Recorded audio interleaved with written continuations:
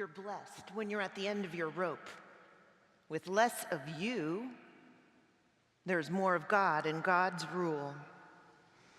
You're blessed when you feel that you have lost what is most dear to you. It's only then that you can be embraced by the one most dear to you. You're blessed when you're content with just who you are. No more, no less. That is the moment when you find yourselves owners of everything that can't be bought. You are blessed when you have worked up a good appetite for God. God is food and drink in the best meal that you will ever eat. You're blessed when you care. At the moment of being careful, you will find yourselves cared for. You're blessed when you get your inside world, your mind and your heart put right. It's only then that you can see God in the outside world. You're blessed when you can show people how to cooperate instead of compete or fight. That's when you discover who you really are and your place in God's family.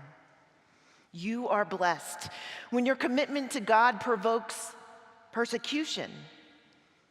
That persecution drives you even deeper into God's kingdom. Not only that, count yourselves blessed every time people put you down or throw you out or speak lies about you to discredit me. What that means is that the truth is too close for comfort, and they're feeling very uneasy. You should be glad when that happens. Give a cheer even though they don't like it. I like it. And all of heaven applauds. And know that you're in great company. My prophets and witnesses have always gotten into this kind of trouble. Let me tell you why you're here. You're here to be the salt seasoning that brings out the God flavors of this earth. If you lose your saltiness, how will people taste godliness? You've lost your usefulness then, you'll just end up in the garbage. Here's another way to put it. You're here to be light, to bring out the God colors in the world. God is not a secret to be kept. We're going public with this, as public as a city on a hill.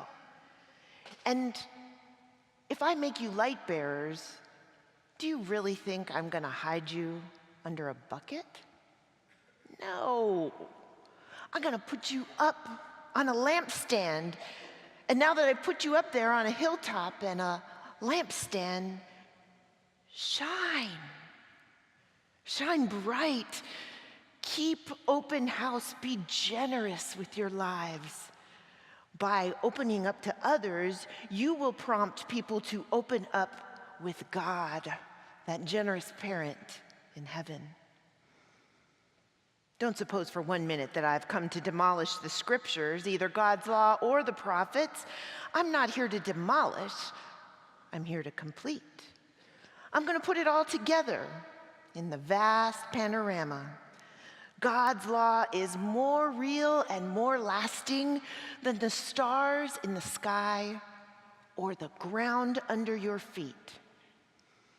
Long after the stars burn out and the earth wears out, God's law will be alive and working. Trivialize even the smallest item in God's law, and you will have trivialized yourself.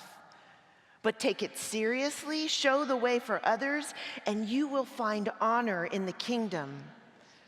Unless you do far better than the Pharisees in matters of right living, you won't know a thing about getting into the kingdom.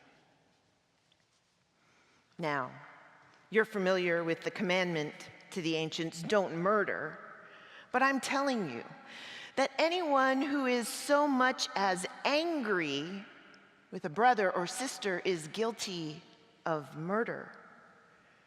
Carelessly call a brother idiot, You might just find yourself hauled into court. If you thoughtlessly yell "stupid" at a sister, you're just right on the edge of hellfire. This is how I want you to conduct yourselves in these matters. If you enter your place of worship and you're about to make an offering and you suddenly remember a grudge that a friend has against you, abandon your offering right then. Leave immediately. Go to this friend and make things right, and only then come back and work things out with God. Or say that you're on the street and an enemy accosts you. Don't lose a minute. Make the first move. Make things right with him. After all, if you leave the first move to him, knowing his track record, you're likely to end up in court, maybe even jail. If that happens, you know you're not going to get out without a stiff fine. And you know the next commandment well, too. Don't go to bed with another person's spouse. But if you think you have preserved your virtue just by staying out of bed, you're wrong. Your heart can be corrupted even quicker than your body. Those leering looks you think nobody notices, they also corrupt your heart. Let's not pretend this is easier than it really is. If you want to live a morally pure life, here's what you have to do. You have to blind your right eye the moment you catch it in a lustful leer. You have to choose to live one-eyed or else be dumped on a moral trash pile. And you have to chop off your right hand the minute you notice it raised threateningly. It's better to have a bloody stump than to have your entire being discarded for good in the dump. Remember what the scripture says: whoever divorces his wife, let him do it legally, giving her divorce papers and her legal rights. Too many of you are using that as a cover for selfishness and whim, pretending to be righteous just because you're legal. Please, let's not pretend anymore. If you divorce your wife, you're responsible for making her an adulteress. And if you marry a divorced adulteress, you're automatically an adulterer yourself. You cannot use legal cover to mask moral failure. And seriously, don't say anything you don't mean. This counsel is embedded deep in our traditions. You only make it worse when you put up a smokescreen of pious talk saying, "I'll pray for you," and never doing it, or saying, "God be with you," but you don't really mean it. You don't make your words true by embellishing them with religious lace. In making your speech sound more religious, it becomes less true. Just say yes. Just say no. When you manipulate words for your own way, you go wrong. Here's another ancient saying that deserves a second look. Eye for eye, tooth for tooth. Is that going to get us anywhere? Here's what I propose. Don't hit back. Don't hit back at all. If someone strikes you, just stand there and take it. If someone drags you into court and sues you for the shirt off your back, gift wrap your best coat and give it as a present.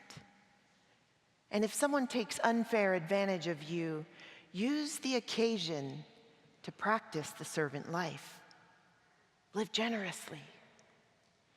You're familiar with the old written law: love your friend, and its unwritten companion: hate your enemy.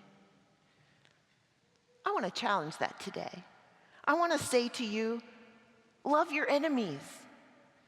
Let them bring out the best in you, not the worst. When someone gives you a hard time, respond with the energies of prayer, for then you are working out of your true selves, your God-created selves. This is what God does. God gives his best, the sun to warm and the rain to nourish, to everyone. regardless, the good, the bad, the nice, the nasty. If all you do is love the lovable, do you expect a bonus? Anybody can do that. I mean, if you simply say hello to those who say hello to you, what do you want? A medal? Any run-of-the-mill sinner does that. In a word, what I am saying to you is grow up. You are kingdom subjects. Now, act like it.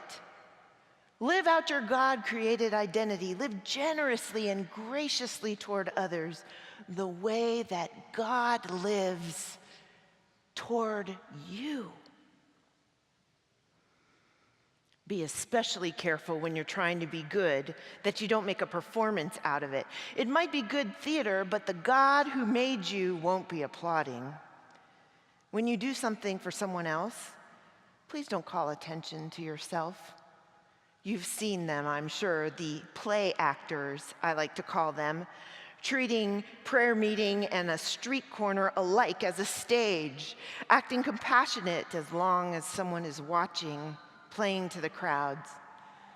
They get applause, sure, but that's all they get. When you help someone out, don't think about how it looks, just do it quietly, unobtrusively.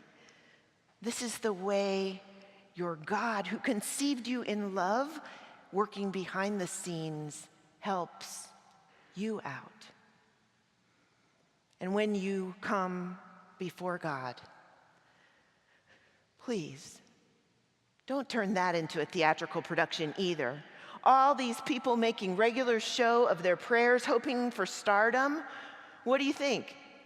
That God has boxy tickets? Here's what I want you to do. Find a quiet, secluded place where you won't be tempted to role play in front of God. Just be there as silently and honestly as you can manage. You watch what happens. The focus begins to shift from you to God, and you will begin to sense God's grace. The world is full of so-called prayer warriors who are prayer ignorant. They're full of formulas and programs and advice, peddling techniques for getting what you want from God. Do not fall for that nonsense. This is your holy parent you are dealing with, and God knows better than you do what you need. With a God like this loving you so much, all you need to do is pray very simply like this. Our Father in heaven, reveal who you are, set the world right. Do what's best, as above, so below. Keep us alive with 3 square meals. Keep us forgiven by you and forgiving others. Keep us safe from ourselves and from the devil. You're in charge. You can do anything you want, and you are ablaze in beauty. In prayer, there is a connection between what God does and what you do. You can't get forgiveness from God, for instance, without also forgiving others. If you refuse to do your part, you're just cutting yourself off from God's part. And when you practice appetite-denying disciplines to better concentrate on God, please don't make a production out of it. It might turn you into a small-time celebrity, but it won't make you a saint, that's for sure. If you go into training inwardly, act normal on the outside. Shampoo and comb your hair, brush your teeth, wash your face. God doesn't require attention-getting devices. God's not going to overlook what you're doing. God will reward you well. And don't hoard treasure down here where it gets eaten by moths and corroded by rust, or worse, stolen by burglars. Stockpile treasure in heaven where it's safe from moth and rust and burglars. It's obvious, isn't it? The place where your treasure is the place where you will most want to be. It's the place where you're going to end up being. Your eyes are windows to your body. If you open your eyes wide in wonder and belief, your body, it fills up with light. If you live squinty-eyed in greed and distrust, your body is a dark, dank cellar. If you pull the blinds down on the windows of your life, what a dark and sad life you will have. The thing is, you can't worship two gods at once. Loving one God, you're going to end up hating the other. Adoration of one feeds contempt for the other. You can't worship God and money at the same time. If you decide for God, living a life of God worship, it follows that you don't fuss about what's on your table at mealtime or whether the clothes in your closet are in fashion. There's so much more to life than the food you put in your stomach, more to your outer appearance than the clothes you hang on your body. Just look at the birds. Free and unfettered. They're not tied down to a job description. They are careless in the care of God. And you count far more to God than birds. Has anyone by fussing in front of the mirror gotten taller by even 1 inch? All this time and money wasted on fashion, do you think it makes that much difference at all? Instead of looking at the fashions, take a walk. Take a walk out into the field and look at the wildflowers. They never primp or shop, but have you ever seen color or design quite like it? The 10 best-dressed men and women in this country look shabby next to them. And if God gives so much attention to the appearance of wildflowers, most of which are never even seen, don't you think that God will attend to you, take pride in you, do his best for you? What I'm trying to do here is to get you to relax.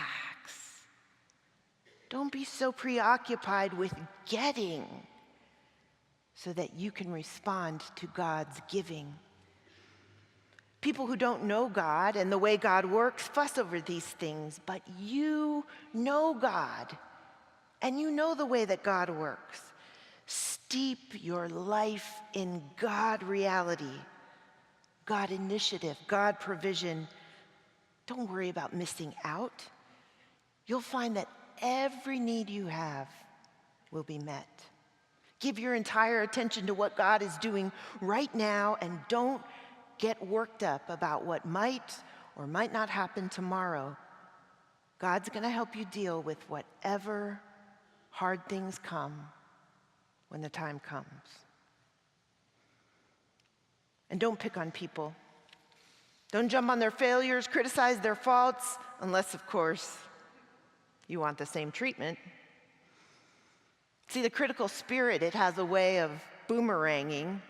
It's easy to see a smudge on your neighbor's face and be oblivious to the ugly sneer on your own. Do you have the nerve to say, "Here, let me wash your face for you," when your own face is just distorted by contempt? It's this whole traveling roadshow mentality all over again, playing a holier-than-thou part instead of just living your part. Wipe that ugly sneer off your own face, and then you might be fit to offer a washcloth to your neighbor. Don't be flip with the sacred. Banter and silliness do not give honor to God. Don't reduce holy mysteries to slogans. In trying to be relevant, you'll only be cute, and you're inviting sacrilege. Don't bargain with God. Be direct. Ask for what you need. This isn't a cat and mouse hide-and-seek game we're in. If your child asks for bread, do you trick him and give him sawdust? If he asks for fish, do you scare him by putting a live snake on his plate? As bad as all of you are, you wouldn't even think of such a thing. You're at least decent to your own children. So don't you think that the God who conceived you in love will be so much better? Here's a simple rule of thumb guide for behavior. Ask yourself what it is you want people to do for you, and then grab the initiative and do it for them. Add up all of God's law and all of the teachings of the prophets, and that's what you get. Don't look for shortcuts to God. The market is flooded with surefire, easygoing formulas for a successful life that can be practiced in your spare time. Don't fall for that stuff. Even though crowds of people do, the way to life, to God, is vigorous, and it requires your full attention. Be wary of false preachers who smile a lot, dripping with practiced sincerity. Chances are they're out to rip you off one way or another. Don't be impressed with charisma. Look for character. Who preachers are is the main thing, not what they say. A genuine leader will never exploit your emotions or your pocketbook. Those disease trees with their bad apples are going to be chopped down and burned. Knowing the correct password, saying master, master, for instance, isn't going to get you anywhere with me. What's required is serious obedience, doing what God wills. I can see it now. On the final judgment, thousands strutting up to me and saying, Master, we preached the message, we cast out demons. Our God-sponsored projects had everybody talking. And do you know what I'm going to say to them? You missed the boat. All you did was use me to make yourself look important. You don't impress me one bit, and you are out of here. These words I speak to you today are not incidental additions to your life, homeowner improvements on your standard of living. They are foundational words, words to build an entire life on. If you work these words into your life, you are like a smart carpenter who built his house on a rock. The rain poured down, the river flooded, the tornado hit, but nothing moved that house. It was fixed on the rock. But if you just use my words in your Bible studies and you don't work them into your life, you are just like a stupid carpenter who built his house on a sandy beach. And when a storm rolled in and the waves came up, that house collapsed like a house of cards.